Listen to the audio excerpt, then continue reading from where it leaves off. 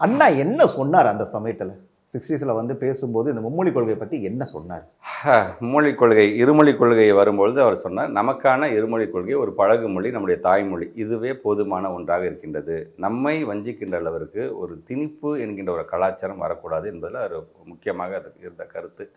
உங்களுக்கே தெரியும், நிறையா நம்ம பார்த்துருப்போம். அது குறிப்பாக அந்த ஒரு வாரமாக பார்த்தீங்கன்னா ஒவ்வொருத்தராக ஒவ்வொரு விதமான கருத்துக்கள். முத்தமிழ் கலைஞரே சொன்னார், பானைக்கு சேதம்னு சொன்னீங்கன்னா பானையில் உள்ளே இருக்க பாலுக்கும் சேதம் தான். ஸோ தமிழுக்கு ஒரு சேதம் என்று சொன்னால் தமிழனுக்கும் சேதம் தான். அதனால் நீங்கள் விழிப்போடு இருக்கணும்னு சொன்னதுலேருந்து இப்போ ஒவ்வொருத்தராக இப்போ நிறையா வந்து ஒரு எக்ஸாம்பிள்ஸ் நிறையா கொடுத்துட்டே இருக்கிறாங்க.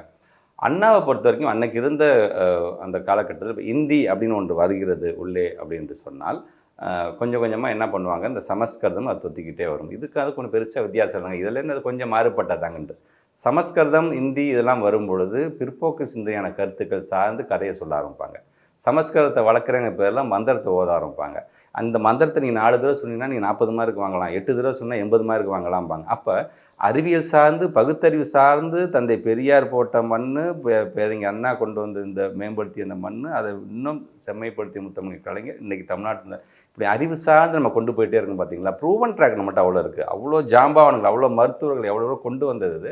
ஒரு மொழி என்கின்ற பெயர் உள்ளே புகுந்து நம்முடைய பண்பாடு, நம்முடைய கலாச்சாரத்தை சீரழிக்க வேண்டிய கட்டாயத்துக்கு நம்ம ஆளாகிவிடும். அதனால் நாம் இதை ஒரு அரணாக இருந்து இருமொழி கொள்கையை நம்ம காக்க வேண்டும் என்று தான். ஸோ அதை தான் இன்றைக்கி நம்ம வந்து கடைபிடிச்சிட்ருக்கோம்.